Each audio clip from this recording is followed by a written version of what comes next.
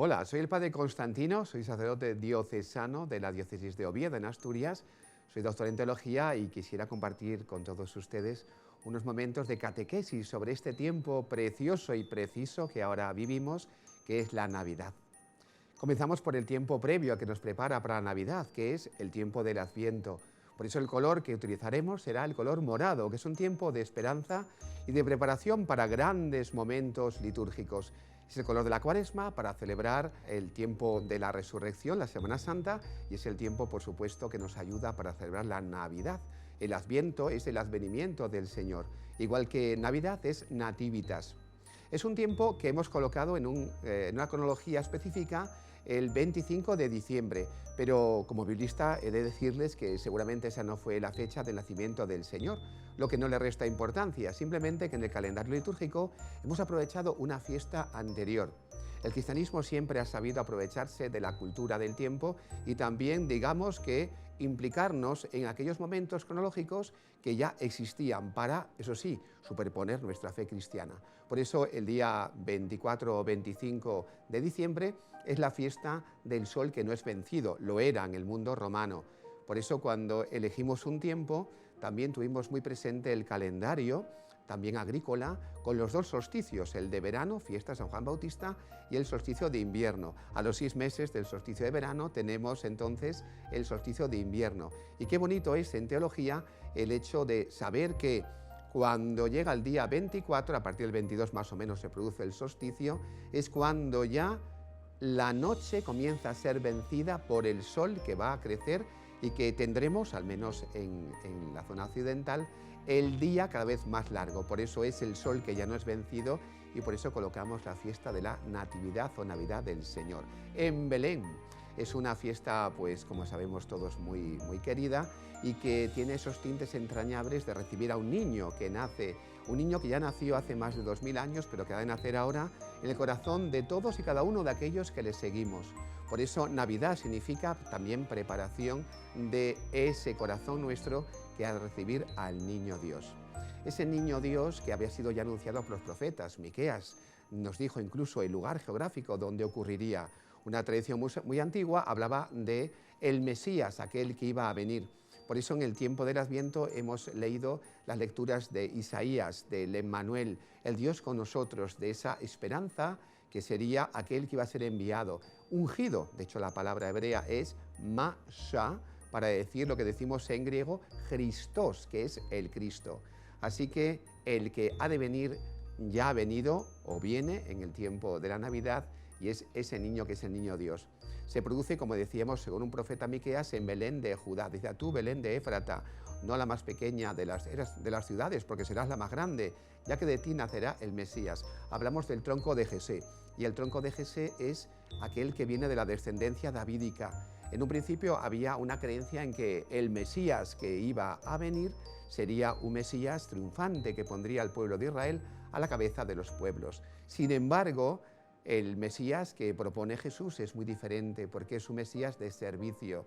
Hine abdi, he aquí a mi siervo, en quien yo confío. Son las palabras de Dios mismo para hablar de un siervo y no de un Mesías que sería un rey. Pero el rey David era el rey que había salido de Belén. Por eso de su progenie, de su descendencia, nacería el Mesías.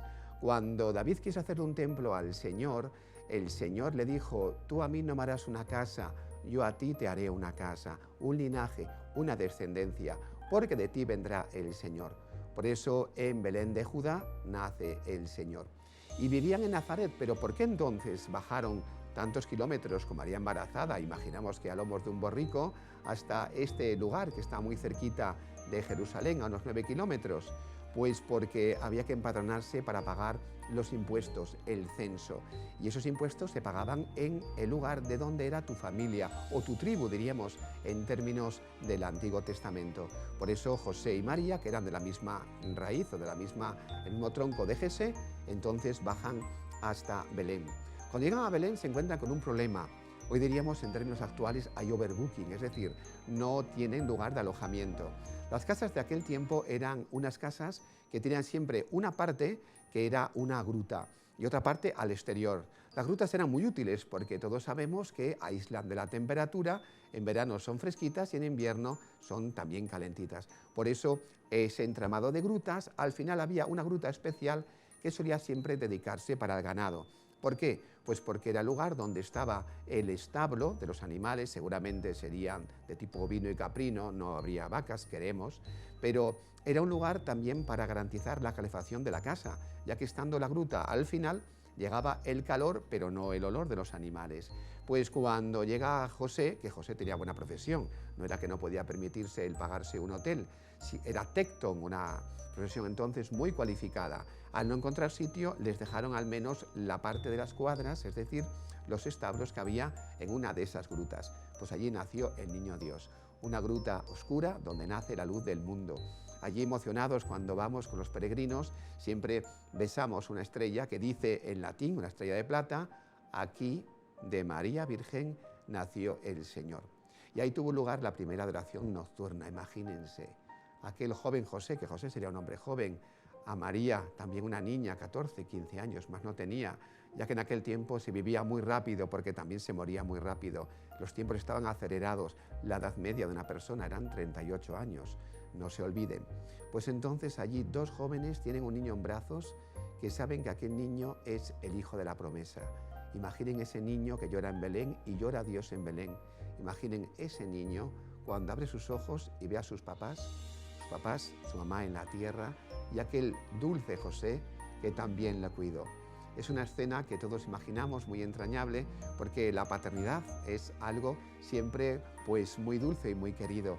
En ese caso, María y José tuvieron esa dicha de recibir a Dios en sus brazos en Belén. Hoy día el mundo del consumo hace de la fiesta de Navidad, al menos en Europa, un momento más bien de ocio, de diversión y de vacaciones, olvidando que incluso el término de Navidad es el término que define la fiesta, ¿no?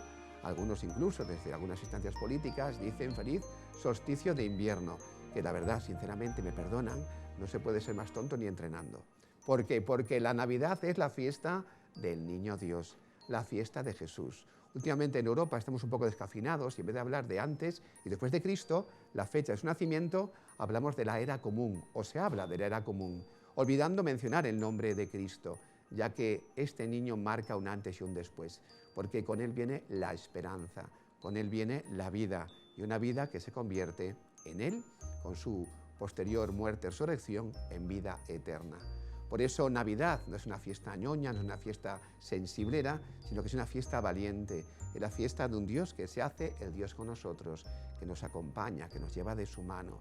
Por eso que este niño Dios nazca en nuestro corazón, ojalá lo haga en todos y cada uno de sus corazones, porque el mundo no cambiará si en nuestro corazón no nace este niño.